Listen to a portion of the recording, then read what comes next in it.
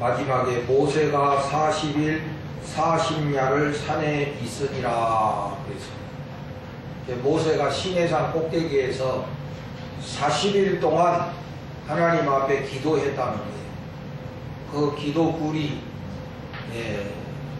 있는데 꼭 한 사람이 굴이라고 해서 큰 굴이 아니고 한 사람이 이렇게 들어가서 무릎 꿇고 앉을 수 있는 그런 공간이라고 해요.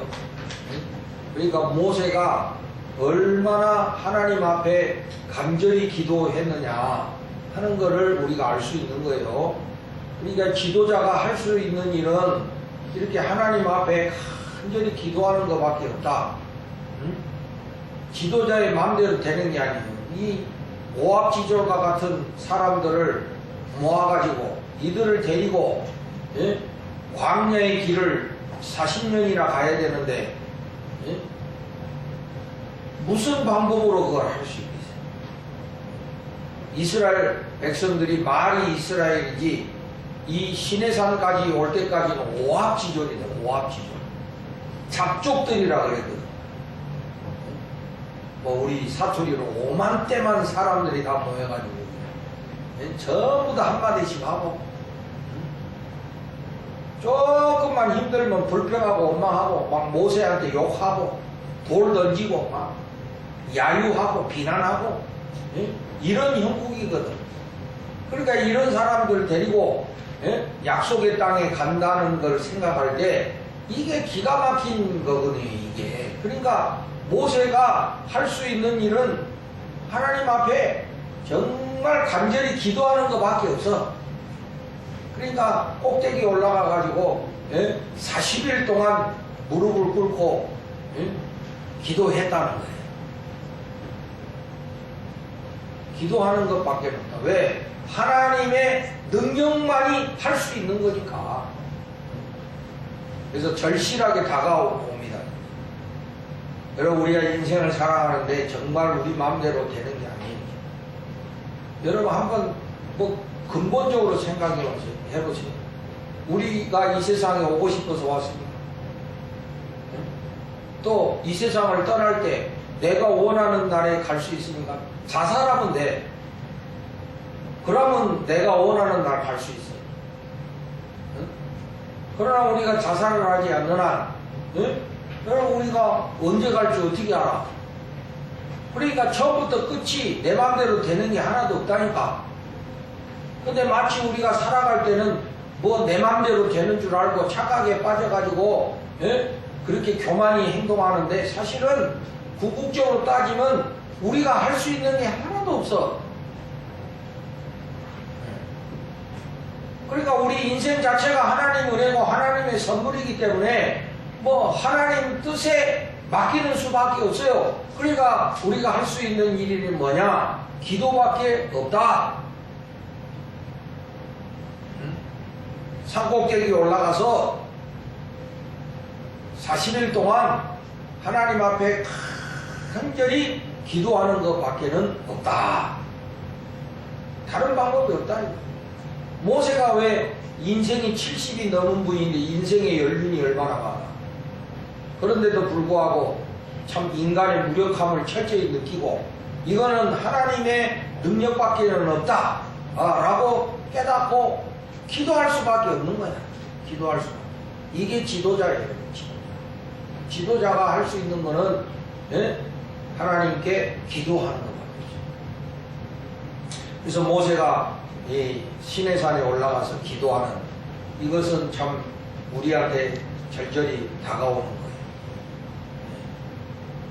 그래서 이 시내산이 굉장히 중요합니다. 이 하나님 백성들한테. 시내산에서 1년간 머물러 있었거든요. 그러니까 여러분 이게 이제 홍해를 건넜잖아요. 홍해를 건너가지고 여기까지 왔는데 이 사람들이 전부 오합지졸이라니까. 그러니까 이런 오합지졸 같은 사람을 하나로 묶어가지고 이들을 하나로 묶어서 이제 한 공동체로 해서 나가야 되는데 이것을 이 하나의 공동체로 만들 수 있는 계기가 된 것이 바로 이 시내산 체험이다. 시내산에 1년간 있으면서 이 오합지졸과 같은 사람들이 하나님 백성으로 이렇게 구심점으로 모아지는 거예요. 그러니까 이스라엘 역사에 있어서 이 시내산의 경험은 너무너무나 중요한 거예요. 바로 시내산 1년 체험이 이들을 하나님의 백성으로 정체성을 만드는 그런 계기가 된 것입니다. 그런데 그 시내산 경험의 핵심은 뭐냐면은 이들이 모세를 통하여 하나님의 계명과 율법을 받았다는 거예요. 하나님의 백성으로서 어떻게 살아야 되는지에 대한 율법과 계명을 바로 이 시내산에서 받은 거예요. 여기 보면 4절에 보면은 모세가 여호와의 모든 말씀을 기록하고 그랬잖아요. 그러니까 하나님의 계명과 율법을 받아서 기록했다는 거야. 그리고 12절에 보면 하나님께서 모세에게 이르시되 너는 산에 올라가 내게로 와서 거기 있으라. 네가 그들을 가르치도록 내가 율법과 계명을 친히 기록한 돌판을 내게 주리라. 이렇게 말씀합니다. 이게 십계명 받은 거고 그때 받은 것이 토라예요. 토라. 하나님의 가르침, 하나님의 교훈. 그러니까 하나님의 백성은 이렇게 살아야 된다는 그런 말씀이 토라야. 토라. 그게 나중에 뭐가 되냐면 율법이 되는 거고. 네? 그것이 율법이 되는 거고 그 율법의 요약이 뭐냐? 십계명이고. 아멘. 네, 그렇게 되는 거예요. 그러니까 그것이 하나님의 이 세상에서 하나님의 백성들이 살아가야 될 도리야. 그게 윤리고 도덕이고 법이고 그래. 네. 그러니까 이 오합지졸과 같은 이 사람들을 하나님의 백성으로 묶어주는 것이 바로 이 하나님의 토라라고 합니다. 그런데 이 토라를 어디서 받았다고? 시내산에서. 그러니까 여기 시내산이 이스라엘 역사에서 굉장히 중요한 거지. 만약에 이때의 경험이 없었다면 이 오합지졸과 같은 사람들을 어떻게 40년을 끌고 갔겠어 모세가. 응? 이곳저곳에서 사고 터졌을 때.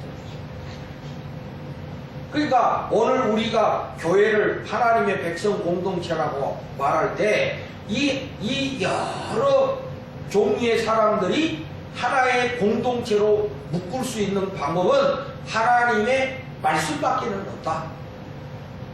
그 무엇으로 우리 이 여러 생각을 가진 사람들을 하나로 묶을 수 있겠어? 없지. 오직 하나님의 말씀만이 우리를 하나로 묶어줄 수 있다. 그게 시내산이에요. 그래서 이제 우리가 하나님의 백성으로서 어떻게 살아야 되느냐, 이것이 토라고, 그 토라의 요약이 십계명이고. 근데 이것이 이제 수천 년 율법으로 존재해 오다가 이제 문제는 뭐냐면 이 이스라엘 백성들이 그 계명을 율법주의화 시켜버렸다. 그러니까 쉽게 말하면 하나님의 백성으로서 이 세상을 어떻게 살아야 될 거냐, 이거는 잊어버리고 율법을 지키는 것에만 빠져버려서 그게 율법주의가 된 거야. 그게. 그러니까 마음은 없으면서 지키는 이런 것이 되는 거야. 예를 들어서 우리 일상생활에 그런 것들이 뭐가 있을까요, 여러분? 처음에 결혼했을 때는 서로 사랑하고, 그래서 막 아침부터 일어나서 막 반찬을 만들고 국을 끓이고 이렇게 한다 이게. 또 남편은 또 사랑하는 아내가 보고 싶어가지고 퇴근하자마자 막 집에 돌아오기 바쁘고. 근데 이것이 이제 몇 년 지나가면 하기 싫고, 매일 밥 해줘야 되나? 나가 사모 나가. 저 역전 가서 국수 사모 그냥 가락국수. 뭘 꼬박꼬박 먹으려고 그래. 귀찮게 시키. 이제 귀찮은 게. 또 남편도 꼬박꼬박 그렇게 일찍 들어오던 남편도 이제 뭐 친구 만난다고 1차, 2차 하면서 늦게 들어오기 시작하고. 응?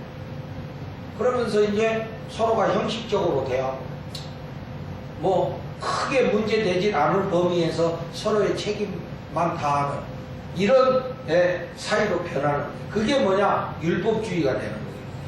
사랑은 쏙 빠지고 이제 서로 책임만 지는 그런 관계가 율법주의가 돼버린 거예요.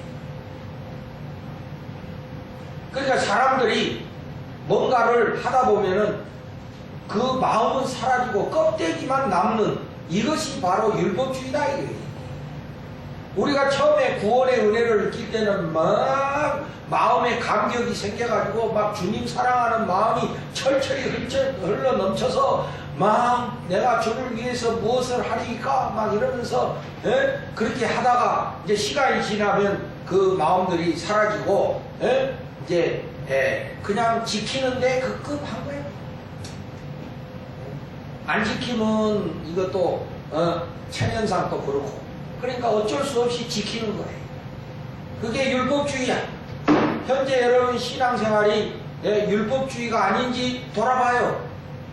정말 주를 사랑하는 마음으로 신앙생활을 하고 있는 건지 아니면 율법주의로 신앙생활을 하고 있는지 한번 생각해보라 이게. 또 우리 인간관계가 어때요 여러분? 정말로 사랑하는 마음으로 인간관계를 하고 있는지 아니면 의무감 때문에 어쩔 수 없이 관계를 유지해 가는 건지 한번 생각해보라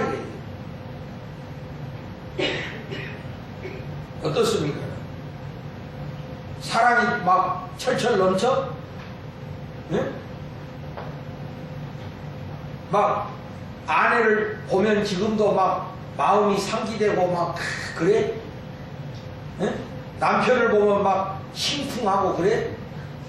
아이고 저 인간들은 어때요? 뭐 스스로 한번 판단해. 대개가 보면 매너리즘에 빠져서 율법주의화된 이런 모습들이 많을 거예요. 형식적으로 흉내만 내고 안 보면 그만이고 지나면 그만이고 그런 것이 아닌가 한번 우리가 돌아봐야 된다. 그런 율법주의는 정말로 백해무익한 것입니다. 이런 율법주의는 빨리 버리면 버릴수록 좋은 거예요. 그런 율법주의 버리고 처음에 이 시내산의 경험, 이 백성들이 그 시내산에서 하나님을 만났을 때 그 감격, 그 영광, 그 충만함 이걸 유지하고 살아야 돼요.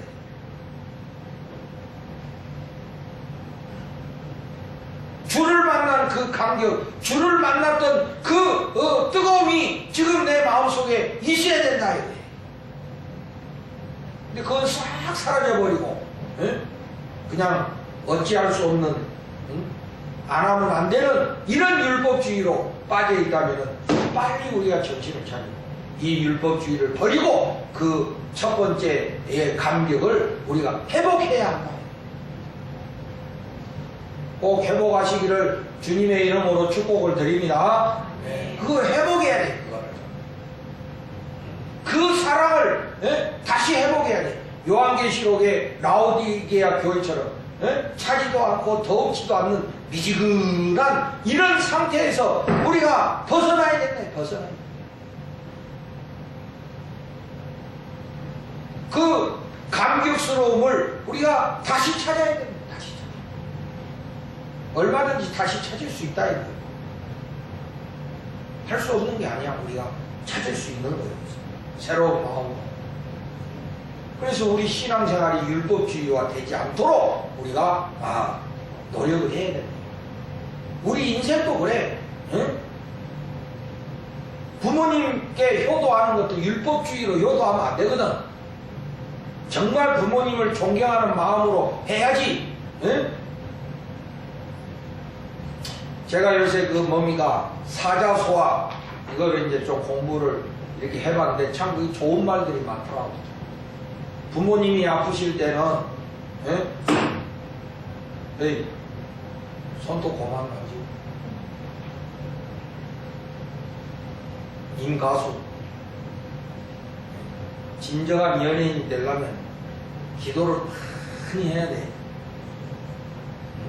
그냥 되는 게 아니야. 부모님이 아프실 때는 어떻게 하면 치료할 수 있을까를 연구해라. 자식이. 응? 부모님이 아프실 때는 어떻게 해야 치료를 할 수 있을까를 연구해봐요. 또 부모님이 식사를 안 하실 때는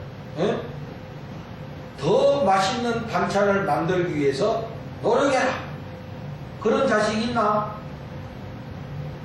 요새 우리 아버지가 식욕이 떨어지셨던데 어떻게 하면 더 맛있는 반찬으로 그 식욕을 되찾을 수 있을까? 라고 연구해본 사람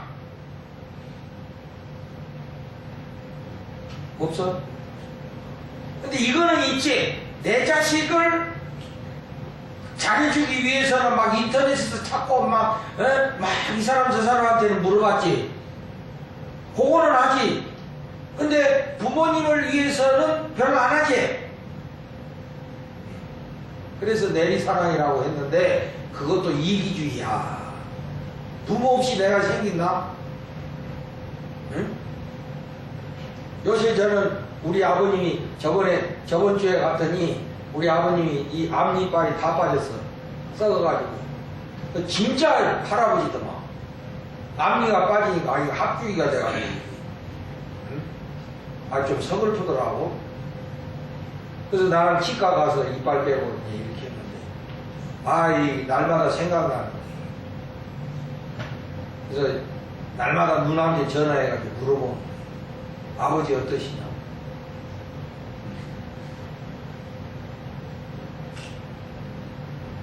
우리가 자식이라면은 부모님이 아프시다. 그러면 어떻게 하면 그걸 치료할 수 있을까를 찾아보고 연구하고, 또 부모님이 식욕이 떨어지면 어떤 맛있는 거를 해드려야 되나 하는 것을 찾아보라. 이런 말처럼 말이야. 그게 진짜 부모 사랑하는 거지. 형식적인 거, 이 율법주의화 돼가지고 그냥 뭐 한 번 가서 보는 걸로 땡치고, 이거는 율법주의지. 그거는 효도가 아니야. 그거는 지 생색내는 거지. 모든 것이 그렇다. 모든 것이 그렇다. 신앙생활이나 뭐 부모에게 효도하는 거나 모든 것이 율법주의화 되면 그거는 백해무익이다. 우리는 마음으로 진심으로 사랑하는 마음으로 해야지 된다. 하나님께도 그렇고 부모에게도 그렇고 우리 인간관계도 그렇게 해야 되고, 또 우리의 모든 삶에서도 그렇게 하려고 노력해야 된다. 마음은 쏙 빠져버리고 그냥 형식만 딸랑 남는 이런 율법주의를 우리가 경계하고 조심해야 된다. 여러분들도 늘 하나님 앞에 기도하시면서 그 사랑이 잃어버려지지 않도록, 그 사랑이 사라지지 않도록 늘 사모하고 하나님께 기도할 수 있는 여러분들이 다 되시기를 주님의 이름으로 축복을 드립니다.